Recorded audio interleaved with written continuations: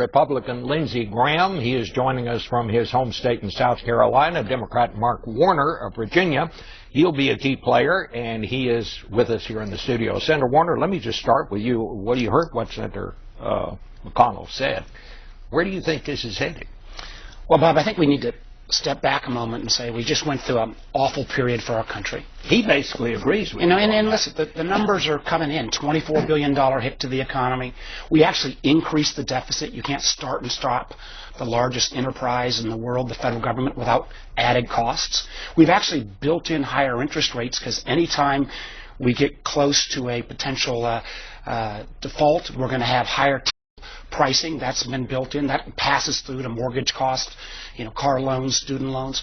So what we need to do now is, I'm an advocate of a big deal, but we ought to at least first start and make sure that we actually operate the government for a year going forward with a solid budget and find ways to alleviate some of the damage also being done by sequestration, which is this automatic spending cuts, which Lindsey and I and a whole group of others say was the stupidest way possible to go about cutting government.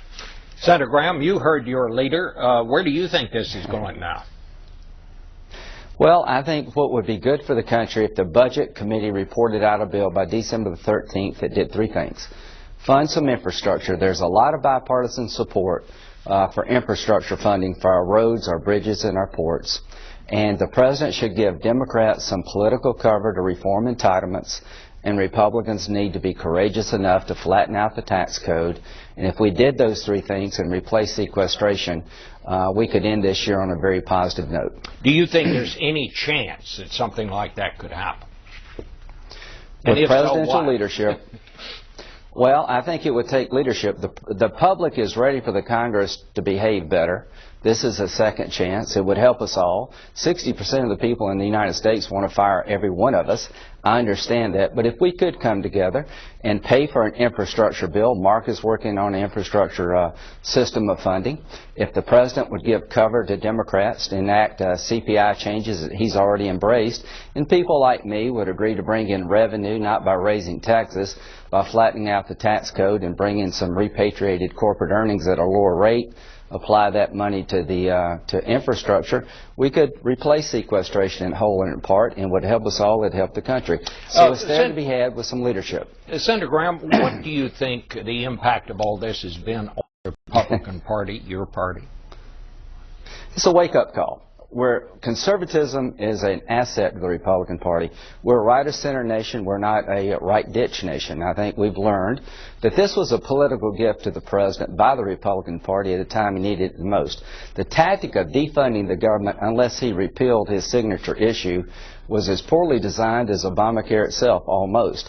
I can't imagine President Bush agreeing to repeal the Bush tax cuts if the Democrats had challenged him with the following proposition: we will fund all the government, Mr. President, if you, President Bush, would give up on your tax cuts. President Obama was never going to give up on his signature issue. But as a party, we got to do some soul searching, and I hope our House colleagues will follow Speaker Boehner. The only way the government can shut down is not what Senator Cruz says, but what the House does. So President Obama worked with John Boehner. Work with Senator Reid. Senator Reid, stop moving the goalpost on Speaker Boehner. To my House Republican colleagues, follow Speaker Boehner. He's a good man. If we'll do all this, we won't shut the government down again. All right. Well, we're going to come back to both you and Senator Warner and talk some more about this in 1 minute.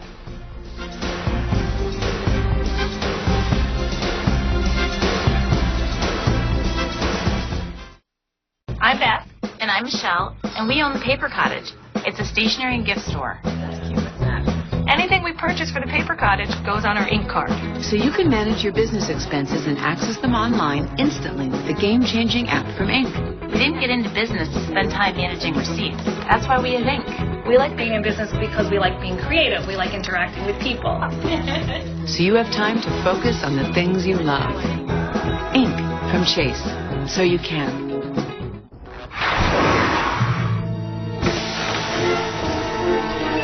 1.21 gigawatts? Today?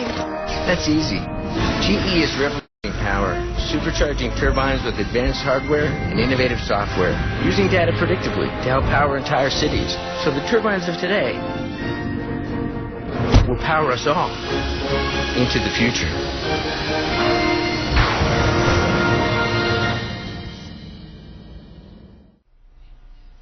Back now with Senators Graham and Warner. Senator Warner, you heard Senator Graham lay out what he thinks the path is here. He also talks about how badly Republicans were hurt.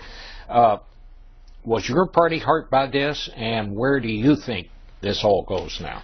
Well, Bob, there were really no winners. I mean, our country took an economic hit. We also took, I think, a confidence hit in terms of the American public. I understand why people are madder than heck at all of us. Mm-hmm. And we took a hit in the world stage. Look at when you see China and Russia saying, let's de-dollarize the world. Let's move away from an American-driven economy. So I think, you know, and Lindsey and I, we have a lot of common agreement. We're working on infrastructure together. We ought to put this in an order of three things. First, we got to show we can govern. Basic governance means we've got to put a budget in place where we go at least for a year without any threat of a fiscal crisis. Then on top of that, we ought to find common agreement where we can make these investments in infrastructure and replace some of the damage being done that I think on the defense side and on the discretionary side around sequestration. There are smarter ways to cut government than sequestration. And then I believe that the single biggest thing we could do for our economy, single biggest job creator, would be to put together a bigger bargain that includes revenues, that includes entitlement reform. We all know at the end of the day, Republicans are going to have to give on revenues, Democrats are going to have to give on entitlement reform. We do that, the confidence building that would take place, I actually believe it would do more for job creation than any other program we've talked about. Senator Graham, you talked about what's going on in the House of Representatives. Do you think Speaker John Boehner is going to survive all this? I hope so. I hope people rally around John and learn from this tactical mistake that they made regarding defunding Obamacare. John is ready to do a big deal. They were $150 billion apart, he and President Obama.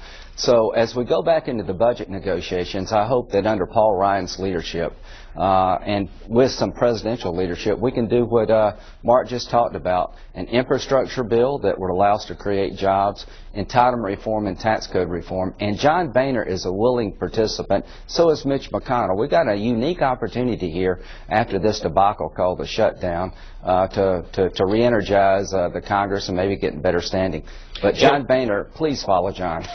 What about Senator Ted Cruz? I asked Senator McConnell 6 ways from Sunday about how he was going to handle that part of it from here on in, and he didn't really give me any specifics. Has Ted Cruz hurt your party? Well, I think the tactical choice that he embraced hurt our party. Ted's a smart guy, but Ted Cruz can't shut the government down. What shuts the government down is when the House and the Senate can't agree on a funding number. And our president has been virtually AWOL. This idea, I won't negotiate. The president of the United States needs to get involved with Boehner and Senator Reid to try to bring us together. The political marketplace will determine Ted Cruz's future. We helped President Obama when he needed our help the most. After this debacle called the shutdown, our party's been hurt. Our brand name is at the lowest ever. Obamacare actually got a bump in polling, and we got in the way of a disastrous rollout. So from my point of view, this was a tactical choice that hurt us. But the good news for the Republican Party is the debacle is over if we don't do it again, and Obamacare is a continuing debacle. One quick story. A friend of mine owns 52 Wendy's. He's put pen to paper. He has 40% of his workforce insured today. Under Obamacare, if 20% choose insurance, his insurance costs will double. That story is repeating itself throughout the economy. Obamacare is a debacle that will go into 2014. The shutdown should be in our rearview mirror as Republicans. Don't do this again, Ted. All right, I will just respond that the White House says it won't happen that way. I'm sorry, we're out of time, but I want to thank both senators for being here this morning. Back in a minute with some personal thoughts.